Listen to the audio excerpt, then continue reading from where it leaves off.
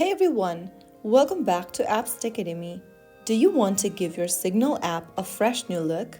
Whether you prefer dark mode or light mode for a clean daytime feel, I'll show you exactly how to change the theme in Signal application. First of all, launch the Signal app on your Android or iOS and make sure that you are logged in. From the home page, click on your profile picture at the top left. Now in the pop-up, click on Settings. Inside Settings, click on Appearance. Choose Theme option and then select whether dark or light from the menu. If you choose dark, your appearance will immediately change to dark color. This is perfect for low light environments. If you set it to light, this will give you a bright, clean look.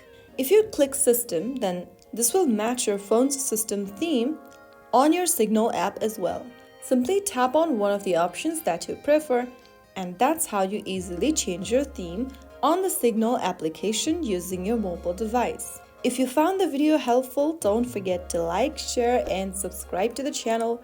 I will be back again in the next episode. Thank you for watching.